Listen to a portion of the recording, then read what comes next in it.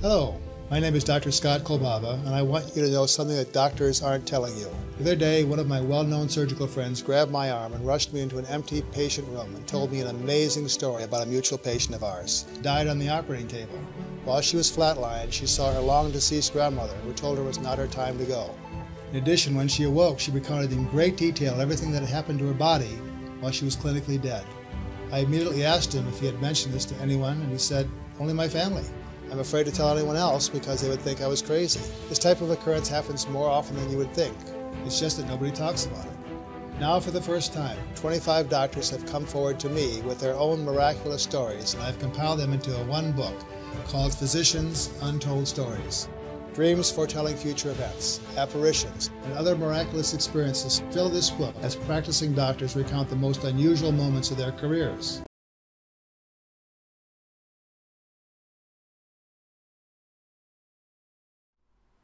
Hey everybody, welcome to Do You Believe on Paranormal Zone TV. I want to thank you all so much for joining us tonight. We've got a fabulous show tonight. My guest tonight is Dr. Scottt Kolbaba. He is the author of Physicians' Untold Stories, Miraculous Experiences Doctors are hesitant to share with their patients or anyone.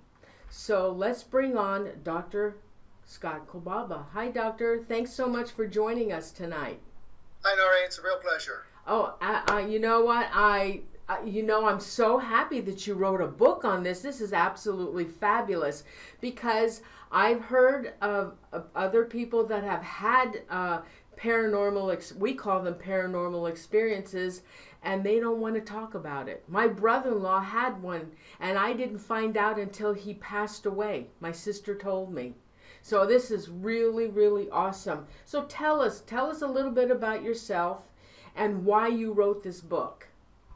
Well, Norene, doctors are hesitant to tell about these stories too, so I'm very surprised that they did talk about them, and I'll give you my theory later on about why they did. I'm a general internist. I've been in practice for more years than I hate to admit, 35 years in a little area of Chicagoland, Wheaton. It's about 25 miles west of Chicago. I love what I do. I've done this same thing, seeing the same patients and families and so forth. And I've got a family of 7 kids. I'm not sure where they all came from. We've got several adopted, but I'm not sure which ones anymore. And we love our family and we love our patients. And so you mentioned that people don't like to talk about these things. Well, I've never heard doctors talk about these unusual stories up until when I started to write the book. And doctors talk about lots of things: potassiums, gallbladder surgeries, what they're going to be doing the next day, their golf game, things like that. But I don't think I've ever heard any of these amazing stories up until about 5 or 6 years ago, when for some reason a couple docs came up to me and started to tell me these just incredible stories. And I was so amazed that I thought maybe this would be an interesting book, and I started to hang out in the doctor's lounge and ask doctors if they had any experiences like this. And there's a... Oh, go ahead, honey. Sorry, go ahead. No, go ahead. There's a lot of doctors that have had these experiences, but I was surprised, and that surprised me, and none of them like to talk about it. And I think it's because these are successful doctors that have great practices, and they were afraid that if they came out with a story about seeing a spirit or a dream that they had or a premonition or something that came true, that patients would ostracize them and they would not be looked upon favorably by the medical community. Fortunately, just the opposite has happened. They're regarded as heroes, I think, in the community because they have come out with these stories. And as you mentioned about your friend that was hesitant to tell the story, people have had stories like this, and now they feel a little bit more comfortable about coming out and telling these stories. Yes, and it's a shame that more people won't do that. That you're absolutely right. Oh, and the doctors were not hesitant about sharing their stories with you? They were initially, but I think, and I've tried to reason why they actually did share these amazing stories with me, and I think there's a couple reasons. I'm a doc that's been around for a long time, and I think they trust me. I'm pretty boring. I'm not that flamboyant, so I'm not going to exaggerate their stories and make them more than they were. They didn't really need to be. But I think the real reason is some of the things that I learned about docs. And in talking to docs, I really learned a lot about what makes them tick, what gets them up in the morning, what turns them on. And I think the main reason that these doctors share these stories at the risk of their careers, literally in some cases, was because they're what I call sappy do-gooders. Most doctors in general love to do good every day. They like to help someone. They like to cure a disease, cure cancer, whatever. And so I think they realize that by telling these stories, they could give someone hope. They can give someone peace in this troubled life that we have. And I think that was the overarching goal, to tell us the story that would help someone else. And I think they have. And how many stories do you have in there? I've got about 26 formal stories, then lots of little stories. The whole book is actually stories. Even the bios and the doctors are all stories. I think stories are more interesting than just verbiage, and I like to tell stories a lot, and so the book is all stories. 26 formal miraculous stories, and then lots of little things and little stories and little quips about the doctors' lives and so forth. And what is your practice? General internal medicine. So I see pretty much whatever comes through the door. I take care of all adult illnesses. And what about the other physicians that are involved in the book? All specialties. They're everywhere from emergency room, general surgery, anesthesia, you name it. It's ophthalmology, the whole gamut of a whole host of physicians. There was not one particular specialty that had more stories than the other. And included in this book are miracles, near-death experiences. Go ahead. Yeah, miracles, near-death experiences, visions, dreams, miracle. There are a couple miracle cures. I think in general miracle cures are a little boring, so I only put one spectacular one in the book. But that's in there. Apparitions. There are premonitions, coincidences, lots of coincidences and things that are unusual that have happened. So now in these stories, do most of these people have visions in their stories? They're all different. There's some visions. There's some dreams, some prayers that were answered, some premonitions, all kinds. You name it. There's a whole host of interesting, very diverse stories. And what I used as my criteria for including them in the book, because I interviewed about 200 docs, and so I got lots of stories. But the ones I put in the book were stories that either gave me goosebumps when the doc told it to me, or made me tear up from emotion. Oh. And those are the ones I said, this is a story I'm going to include. And I knew that right away. When they could tell me a story in 15 seconds and I could tear up, and they could tear up, that's the story I wanted in the book. So the ones that, now when you talk to these physicians that were willing to share their stories, how many patients had an experience? Did you keep track of it, or a percentage?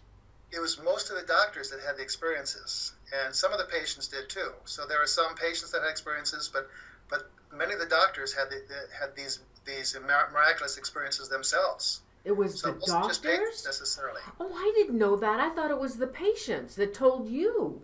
No, these are doctors. These are doctors that have experiences. Mostly, there are a few patient experiences that the doctors took care of the patient. Wow. But these are mostly docs, and I wanted to do that because I think docs generally have a little bit more credibility sometimes when you talk about these really amazing stories. I thought, for the first book, this would be a little more credible than just random stories from anyone else. So these are pretty much doc stories. Oh my gosh! Is there any explanation as to why it happened to these doctors now, or do you know of more doctors that this happened to, but they didn't want to come forward with a story? I don't know, because I asked the doctors, and if they said they didn't have a story. They didn't have a story. So I don't know if they were, holding a story back or not. I suspect that may have happened to a couple. There was only one doc that didn't want his name included in the story. And that's because the story is about him and his experience with having a stroke, and he didn't want people to know that he had a stroke. Oh. Otherwise, the stories are that all the doctors admitted to these stories, and I don't. Maybe lots of other doctors have had stories like this, but like I said, I included the ones that I thought were the most spectacular and the most moving, and that's what I have in the book. And they're all random. They're whatever came to the forefront, I put in the book that were spectacular like this. So why do you think this happened to? Why do you think this happened? Do any of you? With you, there's 26. Do you have anything in common? Is there any rationale as to why this has happened to you and the other doctors? I don't think so. I think these are random events that have happened to doctors. And it's interesting that when I started telling these stories to patients, because I love to tell these stories, and so I'm in my exam room telling stories and running late for the next appointment because I'm telling these stories. And what's interesting is when I tell these stories about the doctors, the patients then come out with their own stories, and they say, "Oh, that's interesting. I had an experience like that. Let me tell you about my experience."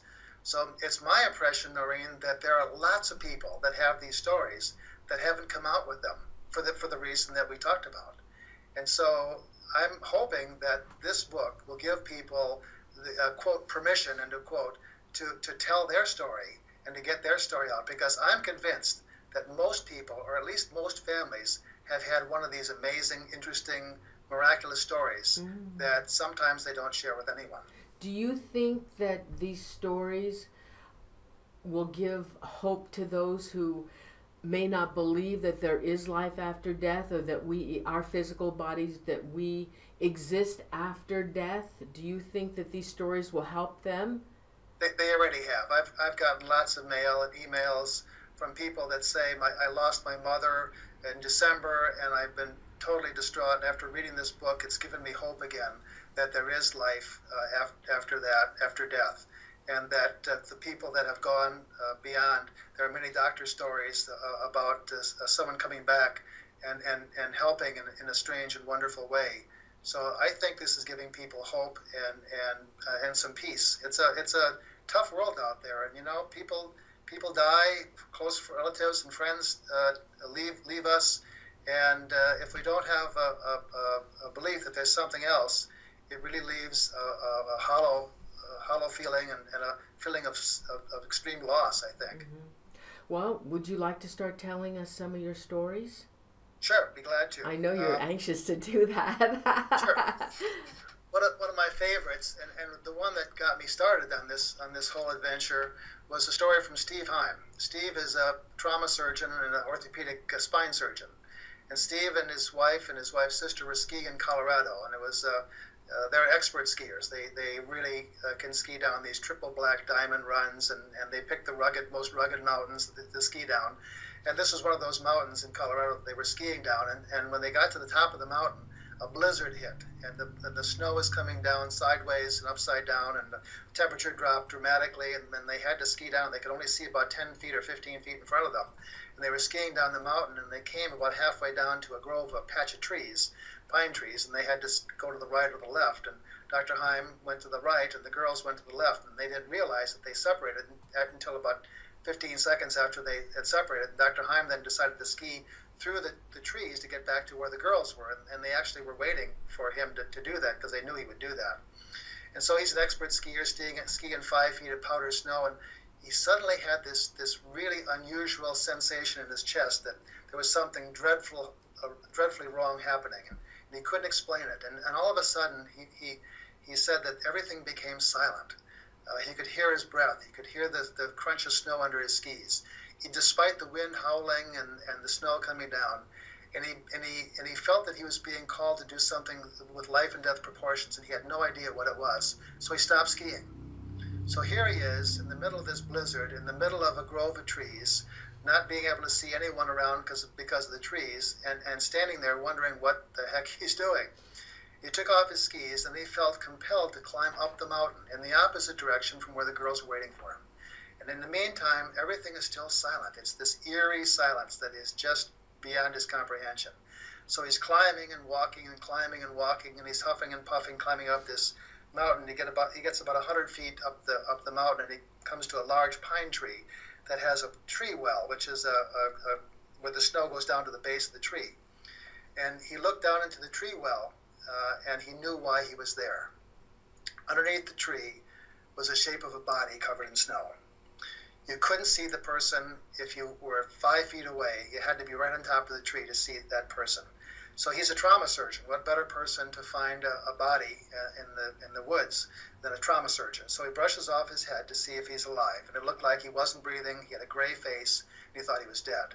But a trauma surgeon reaches down to double check to the carotid artery in the neck.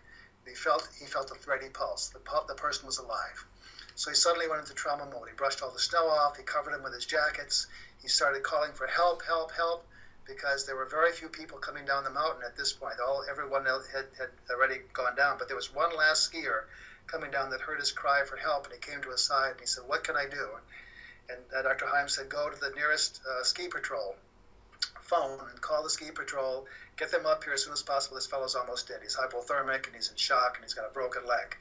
In the meantime, Dr. Heim takes off some of his underclothes, splints the broken leg with a tree branch, and about 10-15 minutes later, the ski patrol came up with a snowmobile and a gurney, loaded this unconscious, hypothermic, shocky skier onto the gurney, took him down to the waiting ambulance, and zipped him off to the hospital. Dr. Heim, by this point, was shaking with adrenaline, and he got his clothes back on, and then skied back to where the girls were actually still waiting for him on the other side of the grove of trees, and they skied down to the lodge. There he was presented with his reward, a cup of hot chocolate. Oh. The next day, he called the hospital and said, "How's this guy that I found? Is he still alive?" And they said, not only is he alive, but he's talking, he's well, there's no major problem with him except the broken leg, which he did a phenomenal job in splinting in the field. The orthopedic surgeons were very impressed with you. And I said, "Steve, what do you think about all this?" And he said, "I think that the only explanation is there's someone upstairs that's looking after us," and that I was directed right to the skier. And he said, "There were 2 people that were saved that day." And I said, "Well, why were there 2 people saved?" And he said, "Well, the skier was saved, and I was saved." And I said, "Well, why were you saved?" And he said, 2 years ago, my father and I were skiing, cross-country skiing in Michigan. My father arrested. I ran him down to the nearest first aid station, and he went limp as I entered the station. We did CPR on him for an hour, and he died. And he said, "Ever since then, I'm a doctor that saves people, not loses people. And ever since then, I have had the guilt of my father's death hanging over me, that I believe that I was responsible for his death. And after I had the second chance to save this hapless skier that had hit the tree, I realized that it's not my thing to call life or death, that it happens, people get old and they die, and I don't feel guilty anymore." And he said, "I think this is my second chance, and I succeeded in saving the skier."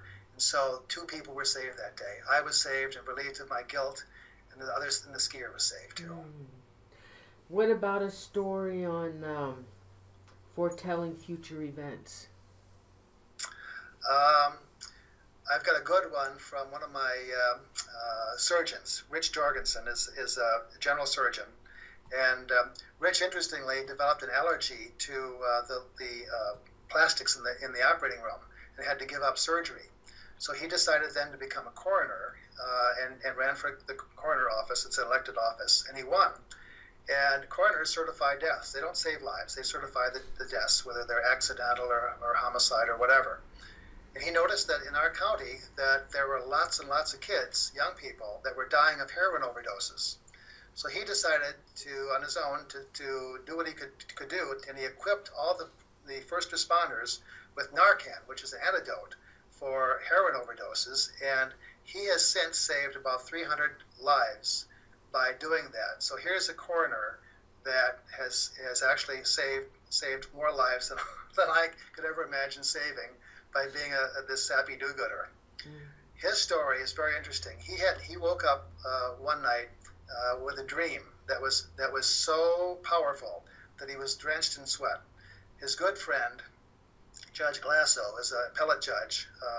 He dreamt was dead, and he saw him lying in a coffin in the funeral home. It was a very vivid dream. Norene, I'm sure you've had dreams that, when you wake up in the morning, you forget the dream and it's gone for the day. Yeah. This dream was so vivid, he couldn't get it out of his mind.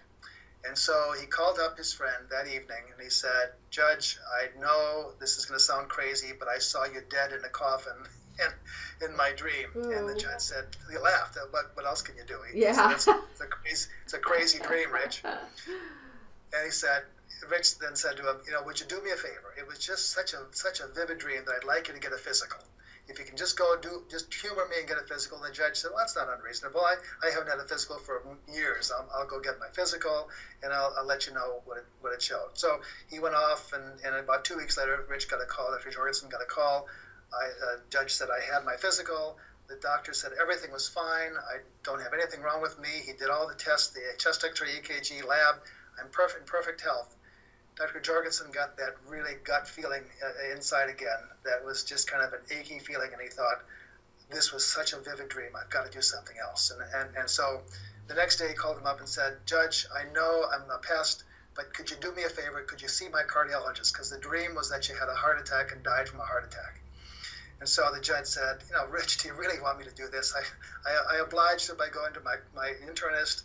Do I need to see a cardiologist? And Rich said, just humor me. Please just do that. So he saw a cardiologist. He did a few tests. He did some scans. He ultimately ended up with a treadmill stress test, which he failed very badly.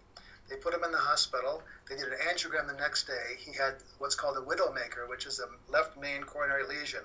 The life expectancy on that is somewhere between 3 and 6 months, plus multiple other life-threatening areas in his coronary arteries that were narrowed. The next day, he had his bypass surgery because they were afraid of waiting more than 1 day, because they were afraid he would die if they waited longer than that. The bypass surgery was successful. He lived a good long time after that. Rich and he played many rounds of golf in Florida where he lived. And Rich said that dream was a premonition of something to come. And it truly was. Now, what about apparitions or visions? A lot of the doctors, some of the doctors have had some apparitions. I think there were two that come to mind that were really spectacular. One of my favorites is Grandma Hanlon. Grandma Hanlon was an old grandma midwife. She had been a midwife all of her life, came from Ireland and worked in the Irish community in Chicago as a midwife. Her granddaughter was Joan Heitzler. Joan Heitzler was married to Dr. Heitzler, who had actually delivered a couple of our children here in Wheaton. And Joan had, I think they have 8 children. And when Joan was delivering her 5th child, she ran into some problems with the delivery. And the baby came out successfully, but then she started to have a lot of pain, so they were going to give her some pain medication while they did the post-delivery procedures. And the pain medication in those days was a thing called Trilene. It's administered with a mask. And they put the mask over the woman's face. They put her in a deep sleep. They can do their procedures, and they take the mask off and wake the person up. Now, Joan and her grandmother, Grandma Hanlon, were very close. They loved each other. And Joan used to say, if I could make it back, when she was a little girl, if I could make it back to my grandmother's lap, I'll be safe, when she got in trouble with her mother. And so she and Grandma Hanlon had this very special relationship. Well, it turns out that Joan was a little hesitant to take the Trilene, but she then was convinced to go ahead and do that. Well, at the same time, Grandma Hanlon decides to walk into the room, the delivery room, where Joan is about ready to be put under this Trilene.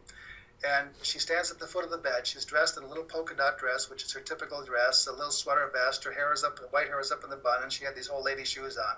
And she shook her head. Don't do it, Joan. And so Joan pushed the Trilene away, and decided not to use it. Well, no one knew that Joan had eaten a large meal just before she went into labor. And about a minute after she pushed the Trilene away, which would have put her into a deep sleep, she vomited the whole meal. Had she been in a deep sleep, she would have aspirated, and it could have been a life-threatening situation. Yeah. And Joan says, I made it to my grandmother's lap one last time, overcoming time and all eternity, because Grandma Hanlon had died 22 years before. Wow. That is amazing. It's an amazing story. It's one of my Absolutely. favorites. You know, I've heard, well, I know for a fact because it's happened to my sister, where people that die, and I don't know how often this happens, they'll usually see a loved one. I don't know if they're coming to greet them. I don't know what it's all about. But they'll see a loved one, and and like my sister, she said, "Oh, there's my cousin," and she loved her cousin, and her cousin was standing in the doorway. Yes. Do you know of any other patients that this has happened to, where they see people? Sure. There are lots of reports in the doctors telling me these stories about someone that is dying and then suddenly is in a coma, suddenly sits up and reaches out as if they're reaching out to someone that has come to get them. There's one doctor, Dr. Norene, who tells a story about a neighbor who was dying of colon cancer. The fellow was at home in hospice, and he was in his last legs, very close to death. And he said to his wife, "Do you see those girls?" And his wife said, "What girls?" And he said, "There are 3 girls dressed in white dancing in my living room." And the wife was very astute and very attuned to what was happening, and so she went along with it, even though she didn't see anything. And she said, "Those are probably girls to come and take you back home." And so he kept watching them dancing and dancing joyously in the living room. And then he said to her, "Okay, I think I'm going to go soon. If you can take care of things on earth, I'll take care of things on the other side."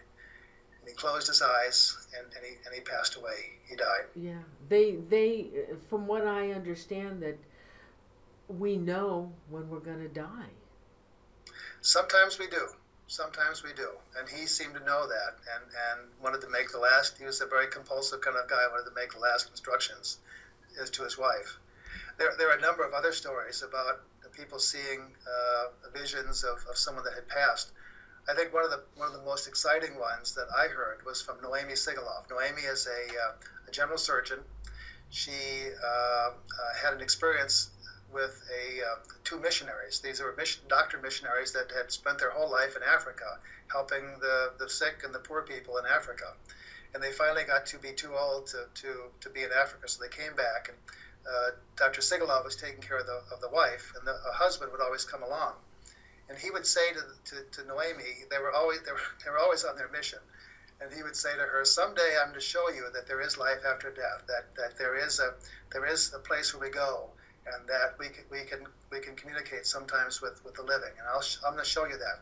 And every time Dr. Sigalov would see the couple in the office, he would say something like that. I'm going to show you that there is something else, and you need to increase your faith and be strong. And she, Dr. Sigalov at the time didn't have an organized religion, and they knew that she, wasn't a person of great faith, but she believed in something. And so they kept saying this, and it wasn't an uncomfortable situation. They were so kind and gentle that she didn't think anything ill toward them.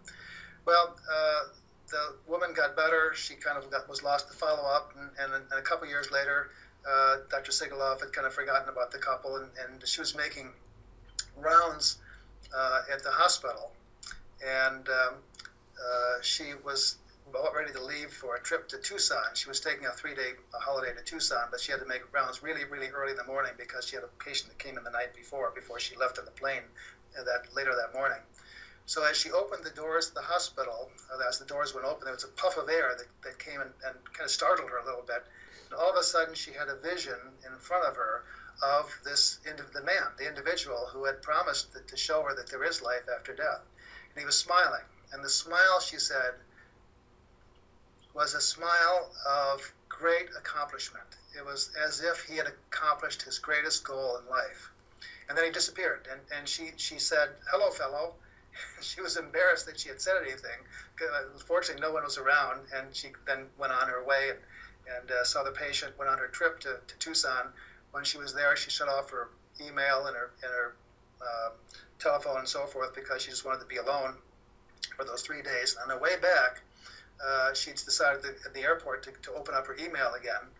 And there in the email was a notice from the vice president of the medical affairs in the hospital.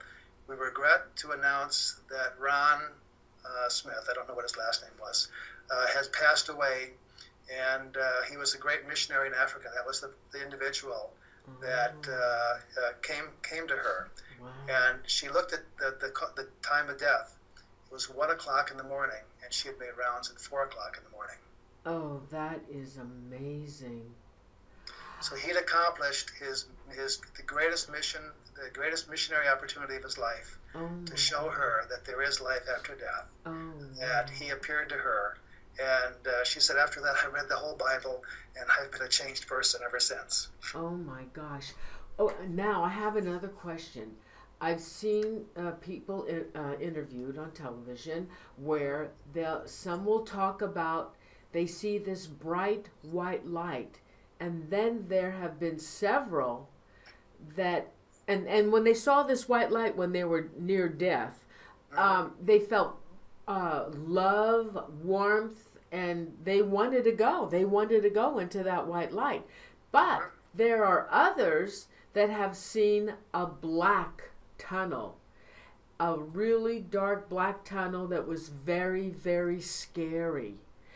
Why would some see the white light, do you think, and some would have that dark, scary vision, and they were scared? So those that experience that dark tunnel, they're afraid to die.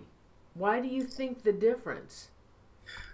I think some of that is caused from the neurotransmitters and hormones in the brain. Some of it is. So I think we can account for some of those visions. But I think there are some visions that people have that are really visions of something to come. Now, in talking with some of my palliative care doctors who deal with death and dying all the time, they have told me in the vast majority of people that are on their last legs and dying have very, very positive experiences. Almost all of them see something that is positive and hopeful and not scary.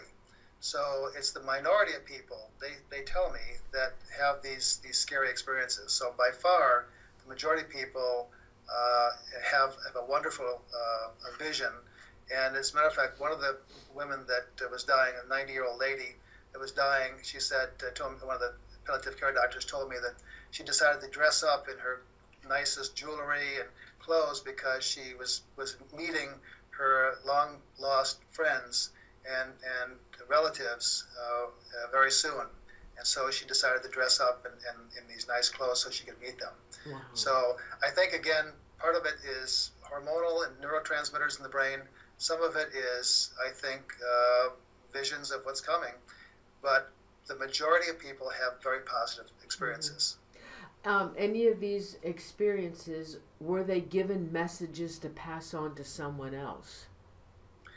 No one, I can't recall anyone getting a message to pass on to someone else. There were a number of patients that reported seeing visions of relatives, but I don't think no one reported to me any messages. One of the ER docs, for example, Fred Bollhofer, took care of an individual that arrested 3 times on the way into the ER from the ambulance with a heart attack. And when he finally woke up for the 3rd time, he was very, very calm. And Dr. Bollhofer asked him, well, how he knew he just arrested 3 times. Why wasn't he terrified, and why wasn't he afraid? And he said, well, the first time I saw my father walked over toward me, and it was so real that I knew he was right there. And then my wife, who had died, came with him, and then my brother. And Dr. Bollhofer said, are any of these people are they going to be able to visit you at all? And he said, no, they all have died. Mm-hmm. So he was comforted by these individuals who he thinks came to take him back if he didn't survive the heart attack and the arrest. Well, when they had these visions and loved ones that appeared to them, did any of these visions actually talk to a patient? Generally, the stories that I have, they didn't. So they didn't pass on any information, or I've heard of those kinds of things happening though. But none of the doctors mentioned that any of the patients that they dealt with had passed on any wisdom or vision or words that were important to remember. Now, what about people that are on during an operation and they leave their body, and this also this is what happened to my brother-in-law. He saw himself he saw himself over the operating table and watching the doctors operate on him. That happens. I've got one story about that very thing, and I when I wrote this book, I didn't do much research on these kinds of stories because I just wrote the stories that the doctors told me. And I'm discovering that after I wrote the book, many of these experiences that the doctors had have been repeated multiple times by other people throughout the world. And it's very interesting that the same kinds of experiences have happened. This story is from Dave Mokel, who's an orthopedic surgeon also, who was a foot surgeon. And he was operating on one of my patients, Mary. And Mary was put to sleep, and then they administered some antibiotic to her, which caused her to arrest. She had an anaphylactic reaction, so she arrested. No pulse, no respirations, eyes closed, flat line. She was dead. So they called the code in the OR, and everyone rushes in from the other rooms. And there was a fellow that was a tech there that had unusually red hair underneath his operating room cap that started to do CPR. And he wasn't doing adequately enough, and Dr. Mokel, who's in charge of the code, said, "You need to step aside. Let me do CPR." And when he didn't step aside after a couple of requests, he actually gave him a shove and pushed him aside and started to do CPR himself. After that, and it's administering some medications, Mary came around again, but not to consciousness, and went off to the ICU where the cardiologist took care of her. And she finally recovered fully, and after about 3 days was ready to go home. When Dr. Mokel was going to give her some instructions about the homegoing, she said, "Thank you for saving my life." Dr. Mokel, who's a humble guy, said, "It was nothing. It was just a team effort. We all pitched in together." And she said, No. She interrupted him, and she said, "No, I saw you push that guy aside with the red hair. I saw you take over the CPR. And I saw you page Dr. Kolbaba. And I saw the nurses come in with that special wristband on and so forth." And she described in minute detail every aspect of the arrest that no one could have known unless they were right there. And she and Dr. Mokel, by this point, had weak knees and had to sit down. And he said, "How did you know all this?"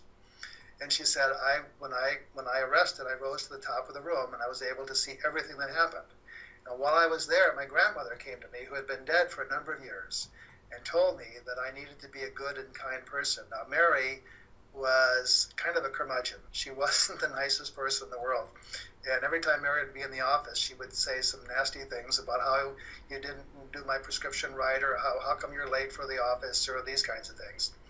And afterwards, she was the most kind and wonderful person. And the grandmother said to her, "If you are a kind and gentle person, there will be a special place in heaven. I'll reserve a special place in heaven for you." And then Mary was starting to come back, into her body, and the grandmother disappeared. And so after that, every time I saw Mary in the office or the hospital, she was the kindest and most gentle person. She brought us cookies in the office. It was a transformation from heaven, I think. And I'm convinced, Mary didn't live very long because she had lots of medical problems, but I'm convinced that Mary is now with her grandmother in that special place that the grandmother reserved for her. Oh my goodness, can I tell you a story? Sure. Okay. I was about 8 years old, and I was with my sister. I have a twin sister, and we were at the Russian River. You probably aren't familiar because you're not familiar with California, but it was a resort area that everybody used to go to. And the Russian River is a huge, long river, and they had a lot of bridges, and there were some areas in the Russian River, and Russian River was filled with deep holes. And we met up with a bunch of other kids at this particular bridge. And on the bridge it says, "Do not jump off this bridge." And the bridge on one side of the river was high, and then on the other side of the bridge, the water was overflowing like a little, like Niagara Falls type thing. Sure. It was flowing over and it was lower. And of course, kids, they don't read and they don't pay any attention and they don't care because they think they're never going to die. Yep. And so we were all taking turns of jumping off this bridge.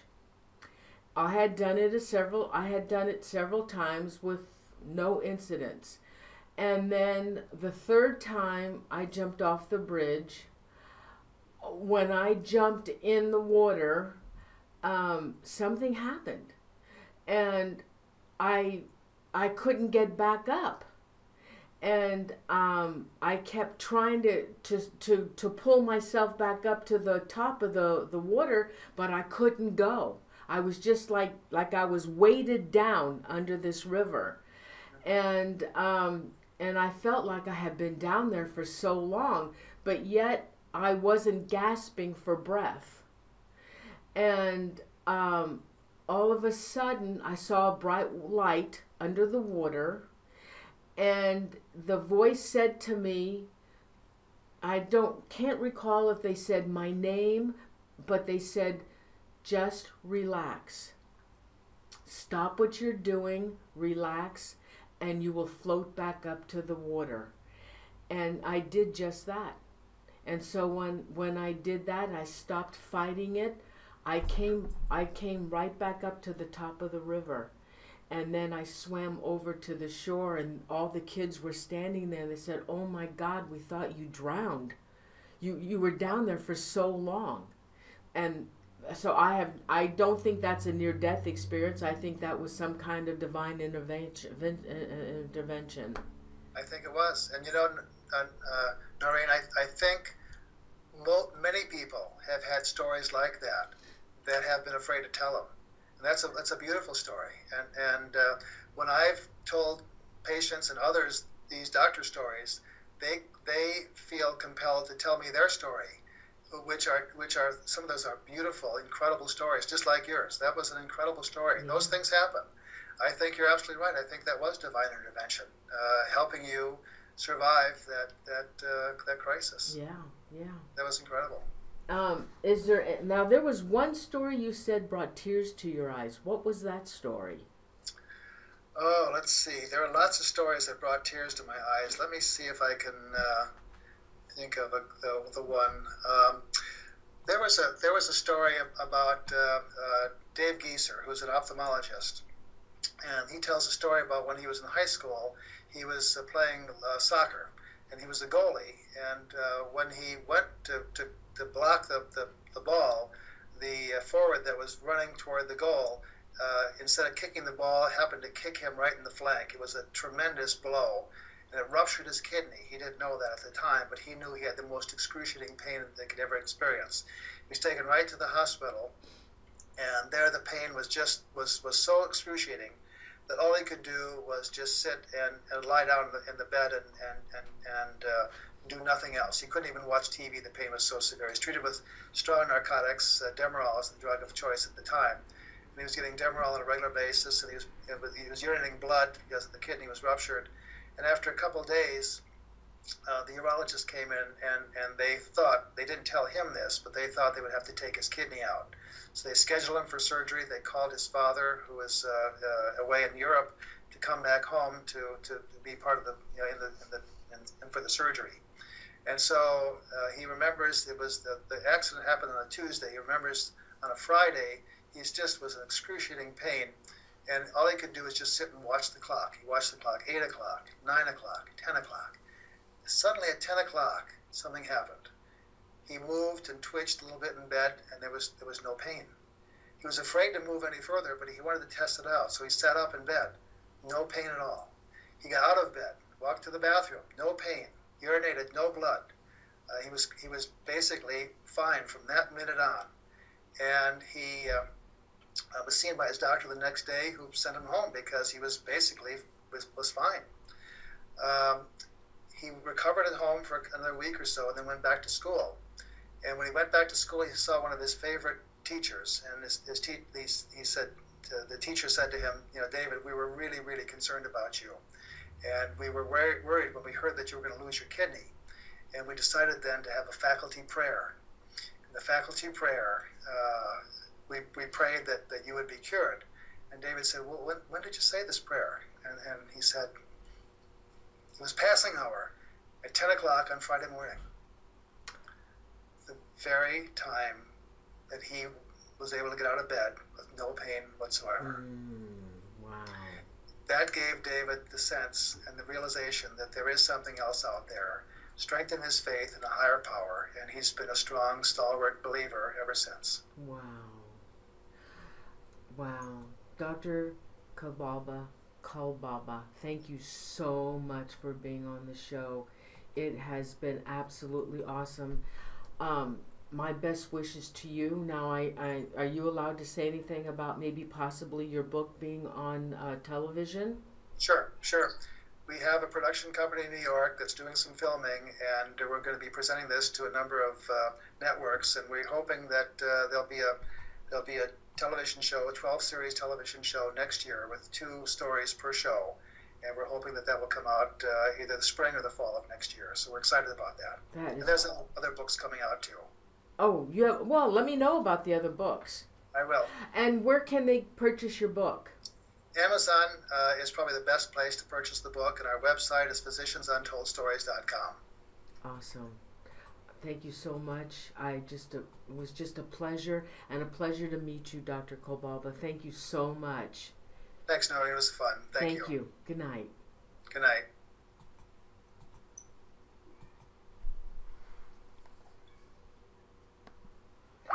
Hey everybody, I hope you enjoyed the show. I'm really excited. I hope his book gets on TV, and that would be awesome because I would love to see the stories told on television. So, okay. So, I guess you guys didn't have any questions. My show, please subscribe for those who may be new to the show. I'd appreciate, and please give the show a like. I'd appreciate that as well. And I'll do some shout outs. And let's see, next week my guest is Alan Gautreaux. He is from Louisiana. He is a historian and he writes true crime. And he's gonna be talking about the Axeman of Louisiana or New Orleans. But did you know that there was also an axe woman? I didn't know that. So he's going to talk about that and a couple of other horrific murders from Louisiana. So with that, hope you all had a nice Halloween. Let's do some shout outs. Let me see. Royce always tells me. Oh, let's see. Royce is modding tonight. Thanks Royce for modding tonight. I didn't see any other mods. I think Royce is the only one. Royce, I appreciate you so much for coming in and making the show really great for everybody, because without Royce, the chat room would really be bad. Is my Royce the only mod tonight? If you enjoyed the show, thank you. Please don't forget to give a thumbs up, a like on my channel. Okay, so let me pull this out and let's do some shout outs. Okay, Royce is the only mod. Everybody thank Royce. All right, so let's do some shout outs. You know what? I'm afraid I'm going to miss somebody. So let's shout out to, of course, Royce Hinman, my mod, Andrew Cox, Aaron Brody, Chippa Terry, Janet Wolf, Jamie Lynn, La Red, Darlene Schnitznader, oh my God, isn't this awful? Schnitznader. Sorry.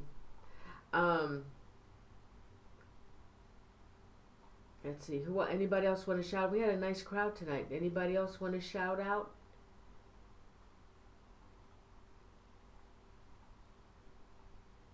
Let's see. Let me pull this out. Whispers from Heaven. Jamie Lynn. Janet, how come you doing Jane? What happened to Janet? Jen. Teresa. Judy. Anybody else want to shout out?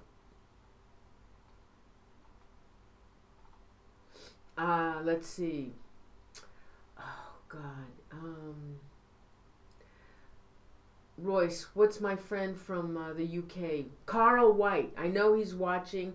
He always comes in at the last minute, but I know he's watching. Hi, Carl. Anybody else want to shout out? There's still lots of... Oh, here we go. X Group Home Kid.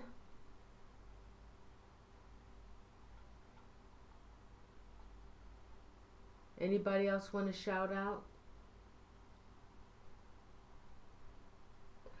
Oh, yeah, Darlene, we're gonna change it around a little bit. I've been talking with Alan back and forth. We were gonna do his new book that came out, Bloodstained Louisiana, but we're gonna go back to the axe murders of Louisiana or of New Orleans. So yeah, but we will be doing, and I think, Darlene, that he will be talking about some of the other cases, but I can do another show with him as well. Okay. Beat 3 Airspace, Anita Ackerman, Charmy Charms. Anybody else want to shout out? Thanks, Royce. Valerie Brawford.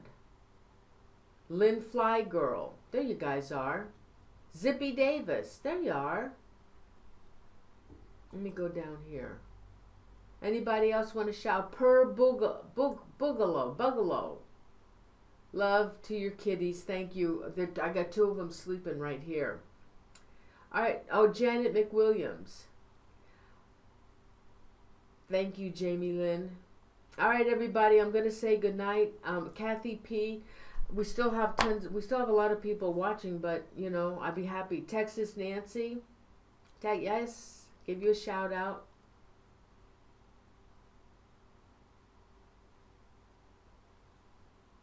Jay Alford. Yes, you missed it. Yes, you did, Jay. Why don't you sign up for reminders, and you'll know about the show. Janet McWilliams, Wagner ITC.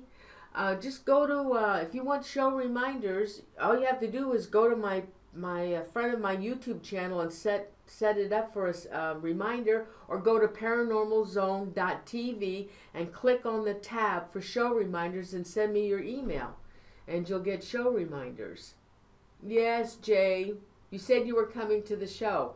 All right, everybody, we're supposed to get rain tonight, rain for the next... Oh, okay, Jay, sorry, but you can watch the rerun. It'll go into archive. I'm going to have dinner now with my husband, and we're going to watch the Warrior game. And congratulations to the Astros. They won the World Pennant. All right, everybody.